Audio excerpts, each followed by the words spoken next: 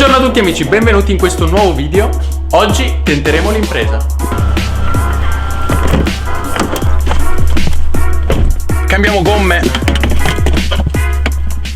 alla Ferrari Portofino, ma dobbiamo capire come fare. The sound of silence.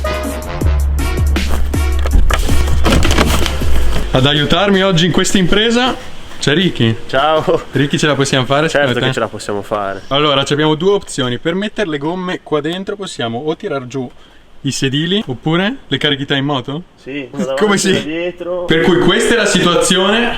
Abbiamo le Michelin Pilot Sport.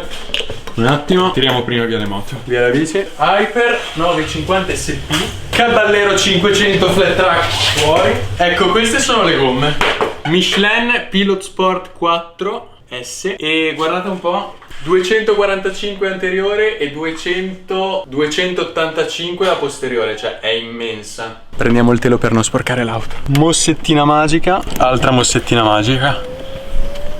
E così sì che si ragiona.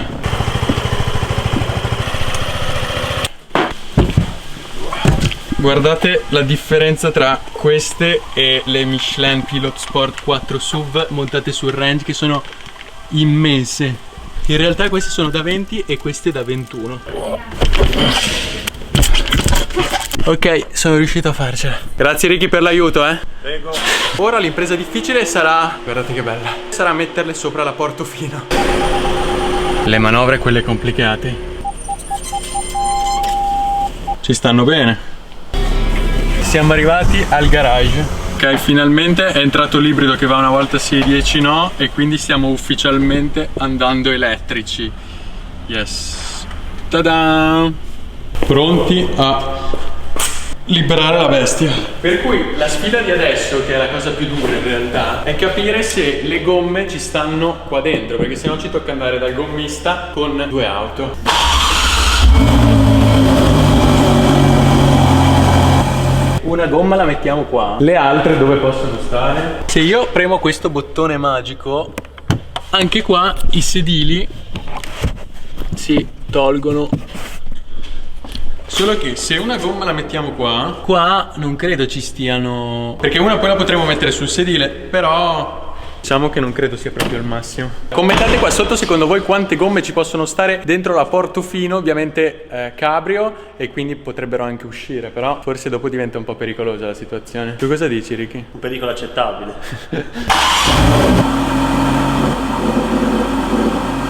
Ok, grazie. Questa ci sta. Oh. Ah, questa non si chiude. Missione fallita. Finalmente siamo pronti. Lotte 12. Nello stato attuale siamo in direzione Porrettana Gomme, il luogo in cui andremo a far cambiare le gomme. Configurazione della macchina attuale, Comfort, che è la modalità più silenziosa che possa esistere, diciamo.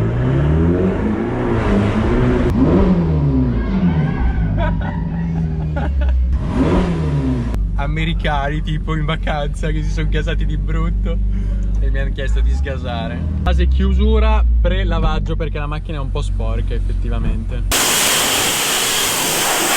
Pausa rifornimento. E sì, sto facendo la benzina normale, non capisco perché. Ho fatto un video con la Portofino e tutti mi avete scritto no, devi fare la benzina super. Non è vero che se c'è la Ferrari non fai la benzina super, non è possibile. No ragazzi, non è così, puoi fare la benzina che vuoi, 95 ottani minimo. Quindi sì, sto facendo la benzina normale. Indicazioni, inizia.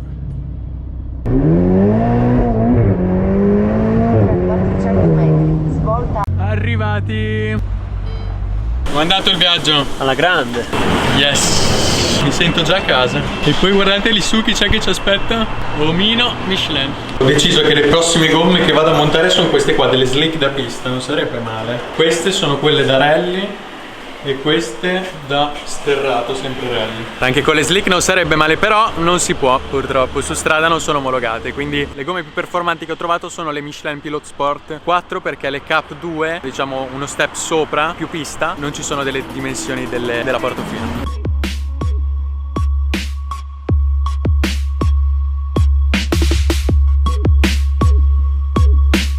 Giusto per intenderci sulle dimensioni di questo freno a disco, cioè è immenso.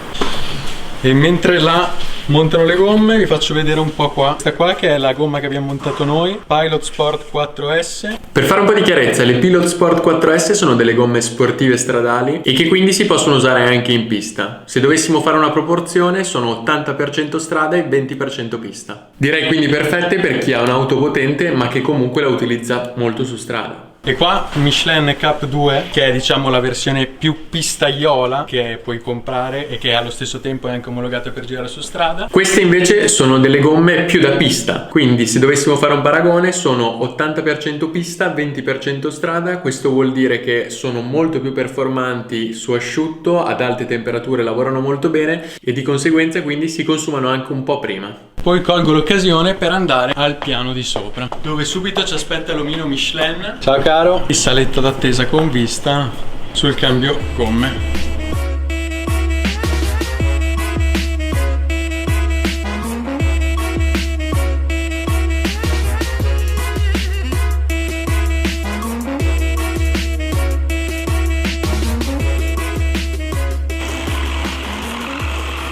Bene, quindi gomme montate, non vedo l'ora di testarle. Tu Ricky? Super carico. Prima si mangia. Allora, io direi meritato, ma comunque so che adesso arriveranno dei commenti della serie: perché vai a mangiare al Mac se hai una Portofino? Cioè, non vuol dire niente, dato che l'ho già fatto e già ho avuto dei commenti così, per favore evitate anche questi commenti. Non è il nostro ristorante preferito, però ci piace, giusto Ricky? Parla per te, è il mio ristorante preferito. Pranzo fatto e adesso facciamo fare un giro a Ricky. Ebbene cari amici, siamo ufficialmente inside. Ricky, sei carico? Carichissimo. E adesso proviamo come possibile le gomme. Poi magari una giornata in pista non ce la toglie nessuno, ma per quello poi ci sarà tempo, ci sarà tempo.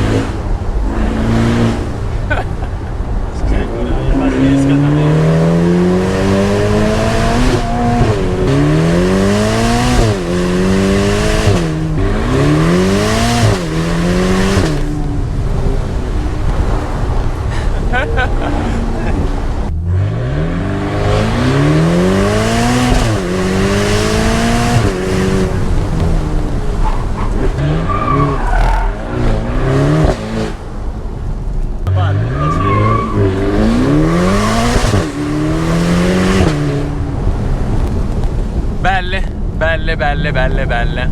Ovviamente per chi di voi si sta chiedendo ma come vanno effettivamente le gomme, vi dico che mi piace, è precisa, non sono gomme rumorose, però un feedback più oggettivo possibile posso darlo solo su pista, quindi dove riesco a provare la macchina al limite, perché su strada ovviamente non possiamo provare delle gomme come si deve, però sono molto curioso. Non so se porterò la Portofino in pista, perché una macchina in pista è soggetta a una tensione altissima a livello di motore, di freni, di prestazioni eccetera, quindi soffre molto la macchina.